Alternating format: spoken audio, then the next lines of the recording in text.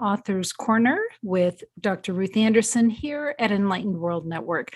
Today, we have the very special privilege of saying hello and meeting Mary Lou Burdick. She is the author of this beautiful book. It's Rhyming Reflections and Inspired Intentions, Grace and Gratitude. Mary Lou Burdick, we're so glad you're here today. Thank you so much, Ruth. I'm thrilled to be here with you. So I'm honored. Oh, great. So Mary Lou, you would like to start off with a prayer.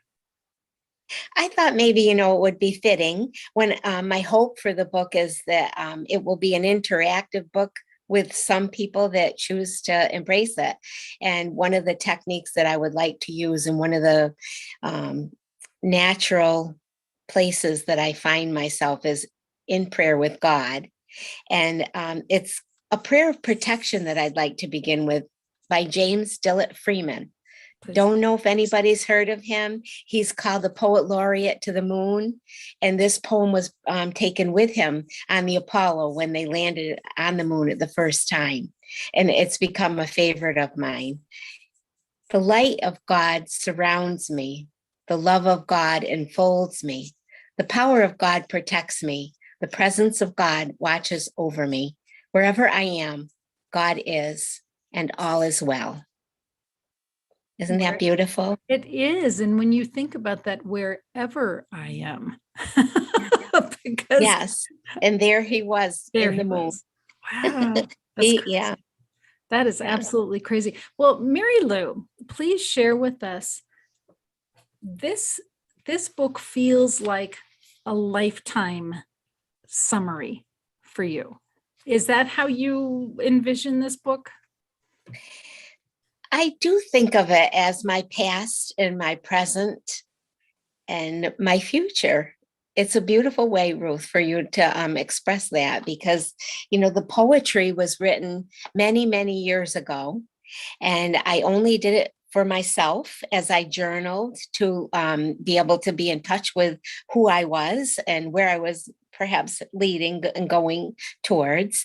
And the inspirations came when I became a member of the Soul Food Book Club with Carrie Angel, who's been an inspiration to me, and the other women that were in the book club with me encouraged me to take the poems to another direction, another level, rather than leave them sitting as they were in my craft room. I came up with an idea to write inspirations. There's three questions that people can think about on each poem, and there's 52 poems, one for every week of the year. But the book can lead you to delve a little deeper within yourself with those questions. And more than that, to take you into a place heading away from yourself, and to embrace that goodness within each of us. And so there's an intention that I wrote along with each one of the poems. Something like, here, let me look at the index. I loved it when I read my own index, the own contents, because it made me so happy when I read those intentions, and there are things like: bring goodness, be a good listener, notice beauty in nature, make a difference, believe and question, be grateful for the lessons learned, and I read it, as an outsider after I had finished it, before I decided it was worthy to be shared or meant to be shared. I talked to God about that. Is this just another level for me, or is this something that God wanted out there for others? And when I read all of that, be in the moment, share your faith story, breathe, and accept love. I knew that I just know, that this book is going to be a comfort to some people, and it might be an affirmation for other people. And I just feel very good about, being able and honored to share it. And that's where the grace comes in. Terry came to visit me, and one of the places we went was the place where I worked for 21 years, where I shared my love of God with children and families. And I showed her a brick that had been placed. The people that put in this new patio offered bricks to be laid, and in memory of others that have passed, or just a loving brick. And my boss at the time said I could have a brick that I could put whatever I wanted on it. And it was probably 10 or 15 years ago. And on my brick, I wrote, "With grace and gratitude, Mary Lou." And there's an angel on it. Well, before I knew Terry Angel, I had, we sat near the brick, and Terry took a picture of me sitting on the bench. And that's the picture that's in the book. And I thought, oh my gosh, all those years ago, here I was putting that brick down. And I thought about it, I didn't want to just put down, "With love from Mary Lou." I thought of doing a quote of some sort, but I went deeper and I found the words grace and gratitude, because I think I've tried to live my life like that, with grace and gratitude. And here it is in a book, on the front page of a cover of a book. I see you here. That's a beautiful picture. I think part of what is making me smile so much here, Mary Lou, other than your involvement with Enlightened World Network and the grace that you bring to us every day when you're on with us, these 52 poems are validation of spirit working with you, in you, all of your life. Yes. And what a beautiful, and I'm getting goosebumps even saying it, and tears to the eye, but what a beautiful validation that throughout your life, you were never alone. You were always in being enveloped in divine love. And it's right here on paper. It's beautiful. I was truly graced and blessed in my childhood, in my upbringing. My parents were people of great connection with God. They lived it, and they lived it with one another.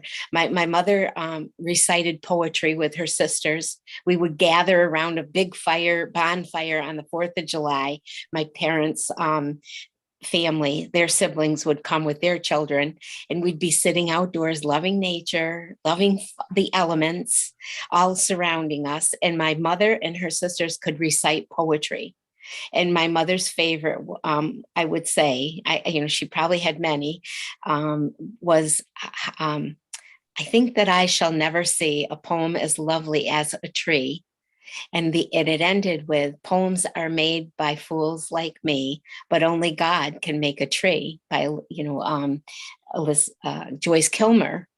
And my father showed his love over the years to my mother in poetry, because he made clear to us children that his favorite was, "How do I love thee? Let me count the ways." Oh my. But yeah, are you familiar with that one? Yeah. And and even in the poem is so beautiful. It ends with, "Even after death, I will love you through all eternity." And I didn't give much thought to that until I published this book. It was always a part of me. But the book has made me realize, and appreciate so much their influence, their own love of poetry, and their own love for one another. And it empowers you, doesn't it, to want to share that with others. Right. And I think that's what writing this is about for me, is, that desire to be part of the community in this world, and to be a good part of it, to share with others. How do you recommend people work through this? Is there a linear order to which they should go through this? Should they start with week number 1, or does it matter where they start? I don't think it matters at all. I think that, I've had some people that have read the book and didn't put it down. Stacy is one who was in our book club, and she said that it inspired her to write her own poem. which I asked her, could I please have a copy? Because my hope is to meet with people. I have an appointment in January with a group in my town from the Cheshire Council on Aging, that also calls themselves the aging. Oh, I can't remember the name of it. I'm 72 now. And so my brain sometimes connects in an easy manner and sometimes it doesn't. You're forgiven. That's all right. But we are meeting. And so I did set up a format, because when you're with a group, you don't want to just fly by the seat of your pants all the time. I always fly by the spirit's guidance within me, but I've learned over the years, that it's better to have some formatting ahead of time. Mm-hmm. And so for us, we're going to use a format, that will begin with prayer. And then I'll talk a little bit about, like we are today, what does the book mean to me and what are my hopes for it? And then little by little, I will encourage them to participate, whether that means, choosing a poem that they want to read, or writing a poem that speaks to them, or sharing a poem that they may have heard and loved.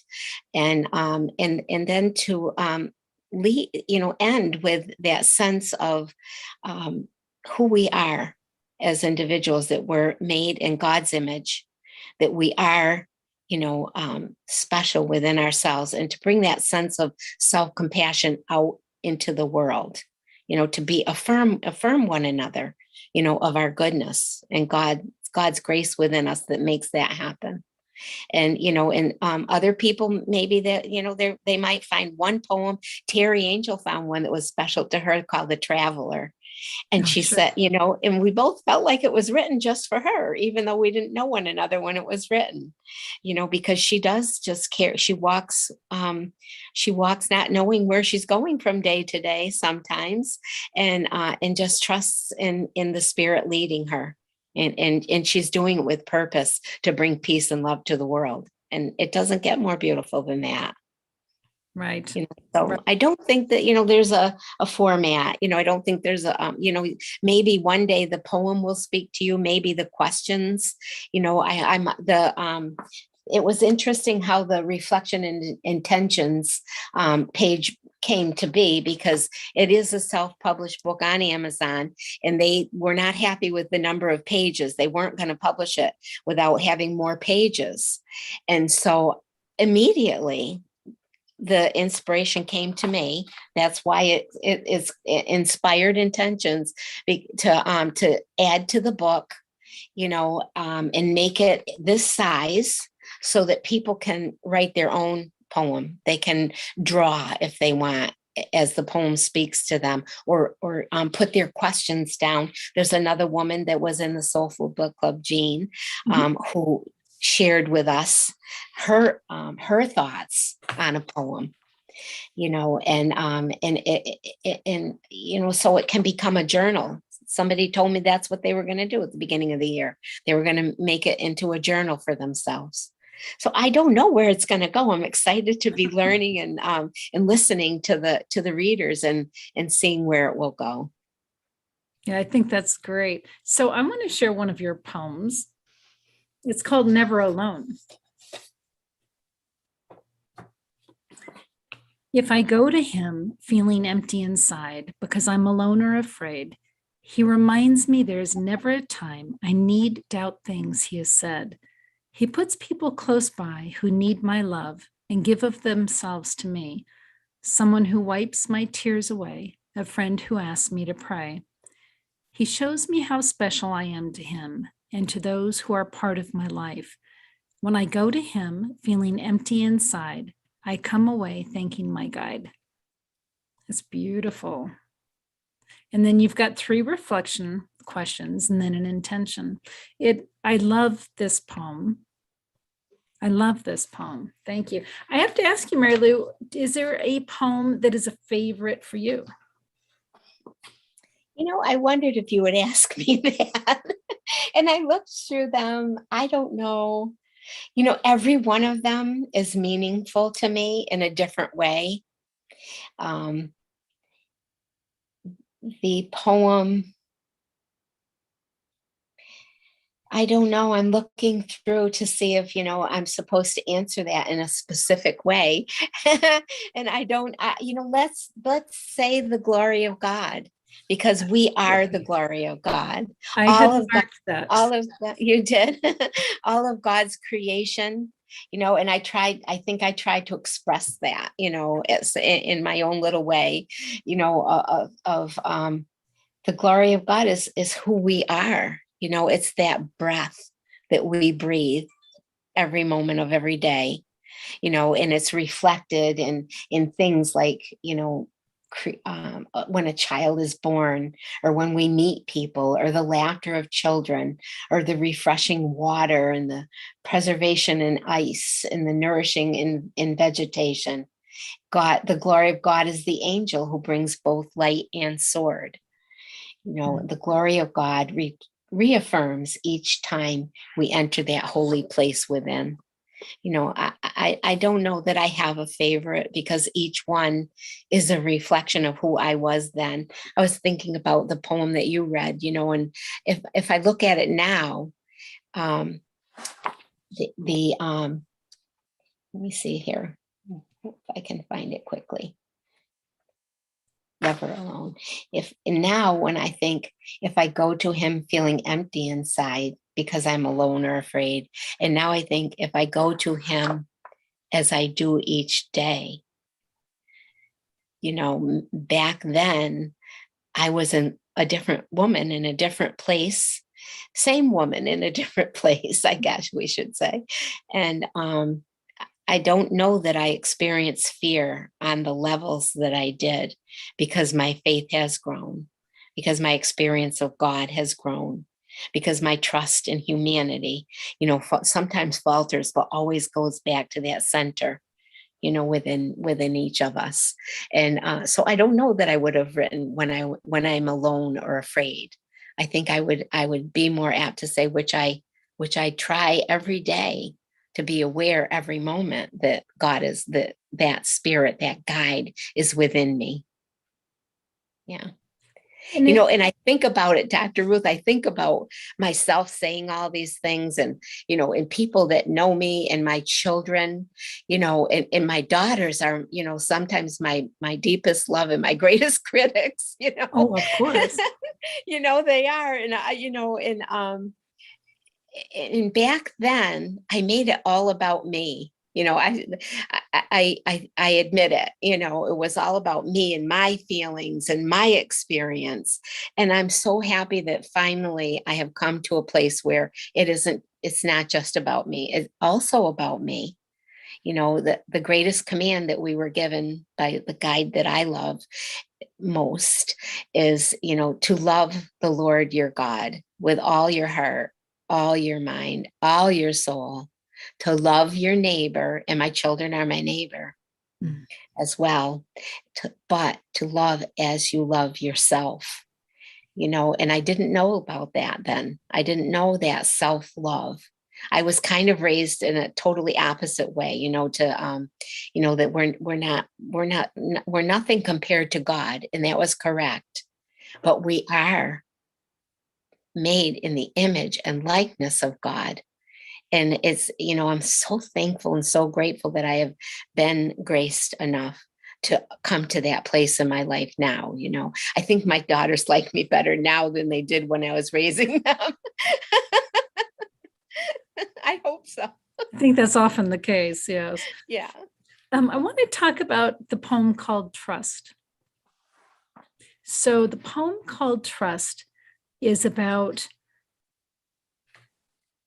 are you okay sharing your spiritual truth with the people that are close to you? And is that going to open doors, or is it going to close doors and maybe end relationships? Do you remember what was happening for you when you wrote that?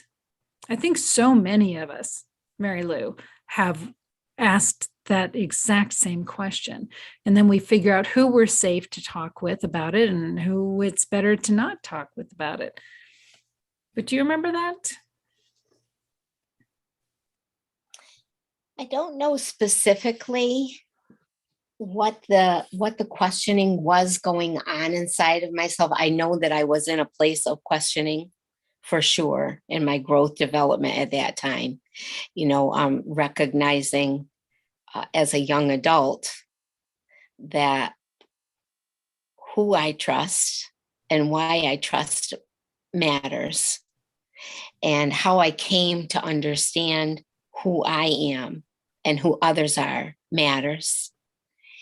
And that sometimes you need to be careful who you express your thoughts with, because I was the type that wore my heart on my sleeve. I still am a little bit, because I like that. I like that sense of freedom and sense of being genuine and not being afraid to be open about what's going on within myself. But I think I've also learned that there's people that you shouldn't open yourself up to 100%, that it is truly God, the God within us, that we need to open ourselves to, and to go to that spirit within ourselves is the most healthy and true way of learning trust. I think I was coming to an understanding of who God was within me, and not being afraid of that, allowing that wonderful, omnipotent spirit that has always been and always will be to be the one in charge. Mary Lou, this book to me, and every conversation that you have, feels to me like you are truly in your ministry. Do you think of yourself as a minister at all? Yes, I do. I do. And I love that. I love that, I have that gift within me. I'm not the minister in the typical sense, but I do believe that we have wisdom within us that is meant to be shared with others. And sometimes we do that knowingly, sometimes we do that formally, and other times we're just talking in a conversation and you feel the spirit within you helping others. And that has kind of been my journey all my life. Well, you wear it well, my dear. Thank you. So, friends, Rhyming Reflections and Inspired Intentions, Grace and Gratitude by Mary Lou Burdick. It is available on Amazon. And I highly encourage you to get it for yourself or get it as a gift for someone who is open to just spending that time within themselves, asking some of those questions, not afraid to really kind of look and see what's going on inside for yourself. Mary Lou, you putting this together was kind of a last minute pulling it all together. Oh, maybe I'll share this with other folks. Do you have any advice for other people who maybe have done their own writing about coming and bringing it out into the world? The only advice is what I heard over and over. Pick up the pen, sit at your keyboard, but be comfortable putting your thoughts to ink. And be comfortable knowing that you're going to learn things about yourself that you are unexpected, and they're beautiful, and that they can turn into something magnificent. And don't be afraid to allow that to happen. Share, open yourself up and share with others. Well, I remember for me as an author, with the first book that I wrote, I thought, oh man, I have to come out of the closet now. If I'm putting my words out for other people to see, that means that other people are going to have a direct window into who I am. And that was kind of scary for me. Was it scary for you at all? Yes, a little bit scary. Like I said, I'm, along in my years. So a lot of those fears are, in the past. I don't worry about people's judgment of me, and I don't worry about my own judgment of me in the ways that I might have years back. And I'm genuine, so it is what it is. And as I, it was wonderful for me. And I would like people to know that it could be wonderful for you too, once you do get past that point of, worrying about, what others might think, or should I be doing this? And you just step forward and you go with grace and gratitude, and just step back and let the magic happen. Let God's grace carry it. Mary Lou, Yeah. you are such a treasure for us.